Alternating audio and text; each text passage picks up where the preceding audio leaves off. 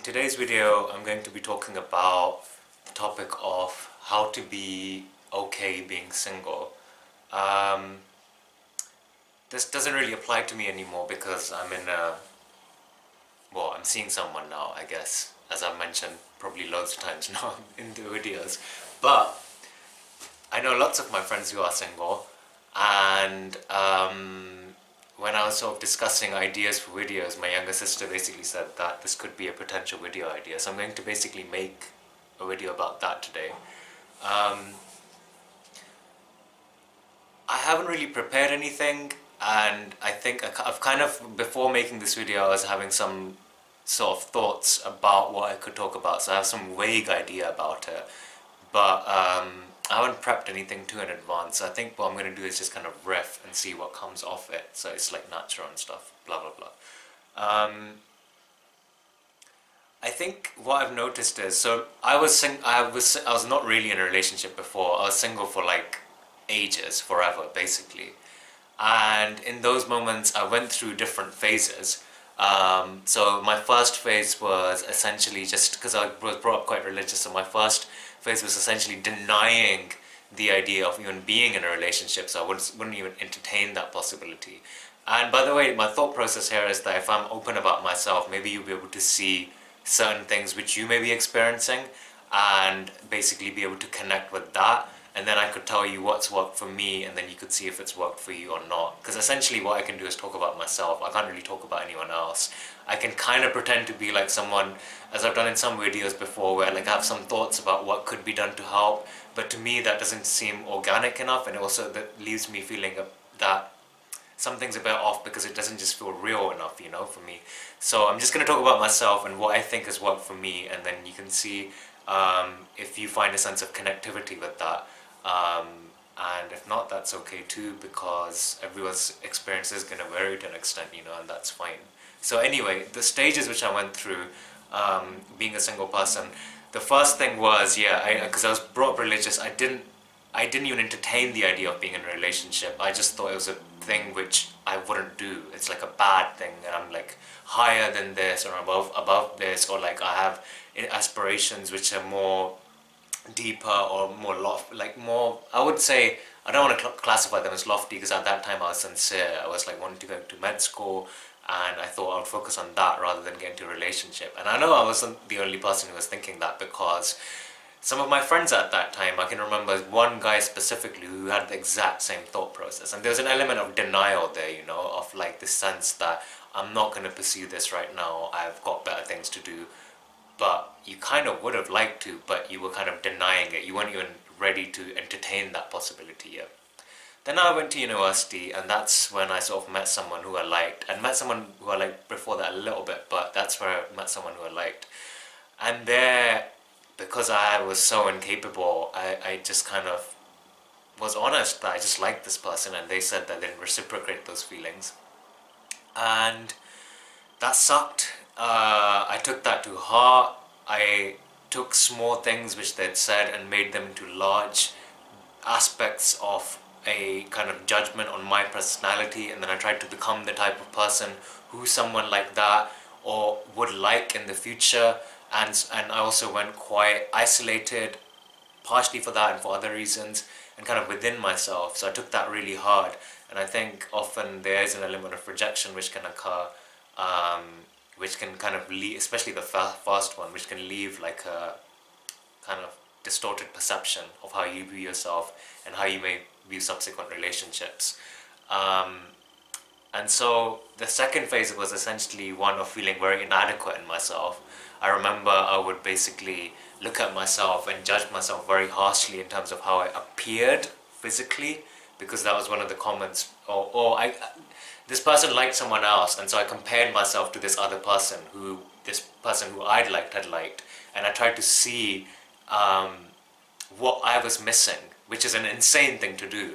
And so I could sense that, okay, this person dresses better, they're more attractive, they're also more rebellious and more outgoing, and so I started judging myself based on those things, and really like properly gave myself a pretty bad and brutal time as a result of that. So that was the second phase of kind of being hard on myself by comparing myself to other people who I think would be more attractive to girls and things like that. And I think for girls, there may be an element of comparison there as well, because we're just people, and I think we are inclined to compare.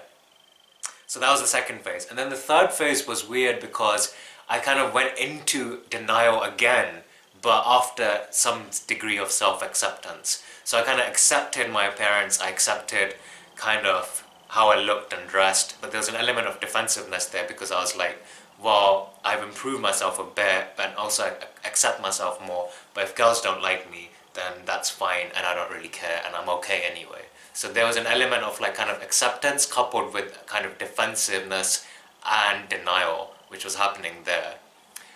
And then I met someone who I liked, and she kind of liked me, but it didn't really work out because when I kind of jumped in again and I kind of got that positive feedback from that person, I just lost my shit. I just went a bit mental, I think, and I just kind of really zeroed in on it, and it freaked me out, and I think it freaked her out, and I don't think she was looking for something that serious, and as a result, it ended up falling apart.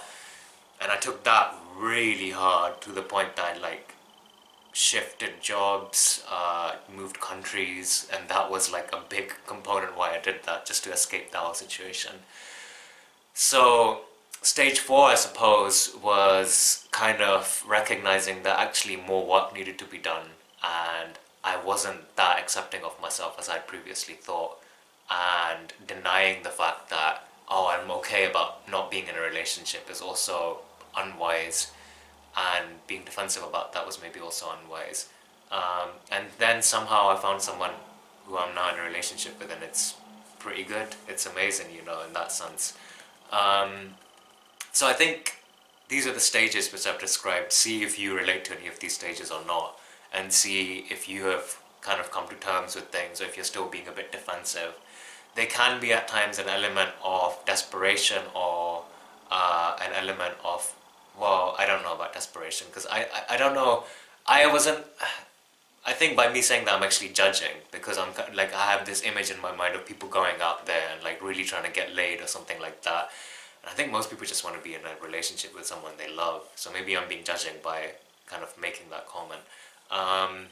So I've kind of explained the stages which I had experienced, see if you relate to those stages, and then the realization which I've had by being in a relationship now is that actually, of course, your life shifts and changes, and there are some compromises to be made, and you're not as free as you would be if you were just a single person. You have to kind of do things sometimes in a relationship which you don't want to do.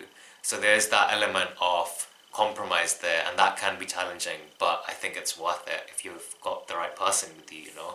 Whereas when you're single, you're more free, but you're also incredibly lonely, and that sucks. So there's kind of good and bad. I would say, like most people probably, that if given the option, I'd much rather be with someone I love, even if I had to compromise, rather than be single. Like, I'll be honest about that. I think my life has improved by being in a relationship. I'm not gonna it depends who you're in a relationship with. If your relationship is one with someone who you care for and love, and they do the same for you, then your life does improve, of course, because you have someone who has your back and they care for you all the time, or most of the time, which is amazing. It's such a good booster. So I'm not going to deny the fact that being single and being in a relationship is the same. It's not. However, what I have noticed is, and if you find the right person, I think it's better. At least it has been for me. But I think one thing which I've noticed is that the things which were troubling me when I was single, some of those things are still troubling me when I'm in a relationship. And so all I can say is that the first thing is to not deny yourself the right and the desire to be in a relationship. If you have that desire, accept that. And if you feel that that sucks and that's crap and that's shit, then accept that too. And be honest about that and upfront about that. That's tip number one, I think, from my perspective, just to be very honest with where you are at. Maybe you don't want to be in a relationship right now, and that's fine. But if you do want to be in one, then be honest about that. Don't deny yourself that particular feeling, because if you deny yourself that feeling, then you won't go out there and see someone or find someone who you actually may genuinely connect with. So be upfront about that feeling. Wherever you are at in this process, be upfront about that. The second thing I think, which is what I was gonna say, was that some of the things which were troubling me when I was single are the things which trouble me now when I'm in a relationship. So a lot of those things were how I viewed myself. So sometimes when I was single, like I was saying in stage two, until when I was not in stage one and stage three when I was in denial again, but in stage two especially. And by the way, what I was experiencing in stage two was present in stage one and stage three. I just didn't want to look at that. And something in me wasn't being prompted to look at that, and that's why I wasn't looking at it. But it's still there. Although in stage three I'd accepted myself a little bit more, but with a lot of defensiveness and like, I don't really care sort of thing. So anyway, I'm rambling, sorry. So the things which were troubling me when I was single were the things about how I viewed myself. And they were the things which are causing me still, or were causing me, and at times still do now when I'm in a relationship, a lot of heartache and pain. And I think if you can, even if you're single, and if you're okay being single, and that's the honest truth, or you want to pursue someone specifically, in which case, I don't know what you're waiting for, you just have to go and tell them no matter what. Or you're open to meeting multiple people, different people, who you don't really know specifically yet, but you're open to that. Regardless of that situation, I think the tip number two which I would give is that be someone who is comfortable in their own skin, you know, and really accept yourself and not be hard on yourself, because I think that's something which has troubled me when I'm single, and is something which has troubled me when I've been in a relationship. And it's actually caused a lot of problems in the relationships at times, because I view myself in such a bad way that it leads me to perceive my partner as being overly rejecting or overly harsh or overly critical, when actually she's being completely okay or a little bit off. So I amplify all of those things. And I think when you're single and you're trying to find someone, that's the thing which is causing you pain as well, which is that you pursue someone, or the thought of pursuing someone or communicating with someone. When you actually go and do that, or the thought of doing that, all of those thoughts which you have about yourself, which are pretty bad, pretty shit, they make you feel crap about yourself, all of those thoughts are the thoughts which get triggered, and those are the ones which cause you pain. But those thoughts are there even when you're in a relationship, and they come to surface, you know. So I think being single or in a relationship, it doesn't matter when it comes to dealing with those thoughts, and any time is a good time to actually come to terms with that. And also, I mean, if you're comfortable in your skin, you're more likely to pursue someone. Just like if you happen to be in a relationship, or you get into one, you're more likely to feel that sense of acceptance and love from your partner when it's there, you know, in a non-defensive, open way. So if you're single, be kind to yourself and start, which is again now tip number two, which is that start becoming comfortable in your own skin, start really accepting yourself, because I think that's the key, you know, for feeling fulfilled in your own being. Because you'll always have to do that, regardless of whether you're single or in a relationship. You'll always have to be fulfilled in your own being. You can't accept your partner to complete you. No matter how amazing they are, they will not complete you in the way we may want to be completed when we're feeling very hard on ourselves and we're feeling deep sense of pain. No one can complete that, only you can complete that. So start working at that when you're single, and then you'll be more ready to actually see opportunities where they may arise and be able to do that. Now, how do you start accepting yourself? I've made a couple of videos which are basically about accept body image issues or dealing with anxiety and all of that, so you can refer to some of those if you want. But if you just don't want to stick to this particular video, I think the first step towards acknowledging where you're at and accepting yourself is that become aware of the thoughts you have in your mind about yourself, you know, and recognize that those thoughts in a nutshell are coming from experiences you've had which triggered things in you, which made you suffer, whether they're to do with relationships or whether they're to do with anything else. There were things which made you suffer to some extent, and that suffering, that pain, that trauma, whatever you want to call it, is still lingering in your head. You're kind of still judging yourself harshly. Maybe you had someone in your life previously who judged you harshly. Maybe you felt rejected and you started judging yourself harshly. All of these things, all of these thoughts are a result of some series of traumas which may have occurred in your life. So become aware of that, and become aware of, more importantly, the thoughts which you think about yourself. Don't just be on autopilot, but recognize what you're saying to yourself on a day-to-day basis. What you can do is, I've been watching some other videos, and this sounds like a helpful tip, is you could at times during the day just create like an alarm or some kind of stopwatch twice, 3 times, 4 times a day, and you just pause and you think or reflect what is it that you're saying to yourself right now, because we're always speaking to ourselves. So, and then reflect on that and see if that's true, if that's a kind way to really speak with yourself, you know. Become aware of those thoughts.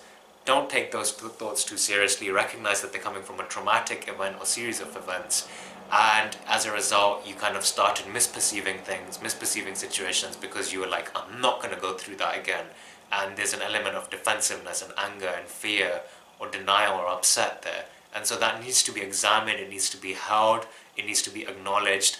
And this work you'll have to do if you're single or in a relationship. This work I've had to do when I'm in a relationship, because if I don't, I mean, it makes my life crap, and it makes it very difficult for my partner to feel accepted and loved as well. So it's important that we do this, at least I think it's important that we do this. So I just think the first thing is in this is just become aware of how you talk to yourself, you know. That's just so important. The video I did basically last week, the tool which helps me keep calm, I actually go through a exercise on camera on how you can do that better, so maybe that may help you. But yeah, essentially become aware of your thoughts. So these are the two things which I have to say. The first thing is, to sum it up, was when I was going through my history and stuff, was to don't be in denial about where you're at regarding this. Be very upfront and honest about how you're feeling about this situation. If you're okay being single, cool, but recognize that if you're telling yourself a story about, I'm okay not being liked by guys or girls or something like that, maybe there's an element of defensiveness or denial there, you know. So examine that, be honest, know how you feel about this situation. And then the second thing is that work on yourself and learn to love and accept yourself as you are, because you'll have to do that regardless of whether you're single or you're in a relationship. And by the way, if you're single, you'll be able to do it much better in terms of approaching people and dealing with potential rejections much better. You won't get like that element of like sinking or just being completely torn apart by your own mind. And so as a result, you'll be a lot happier pursuing people and engaging in that dynamic. And if you end up in a relationship, you'll also be a lot healthier and more chill with your partner and with yourself, you know. So I think this is such a really simple thing, but it's really important when it comes to like approaching relationships, because often they are the ones which like trigger this big amplified self-talk of hatred and all sorts of things.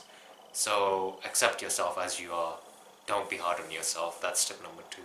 So I hope you guys have enjoyed this video today, and I will see you guys next time.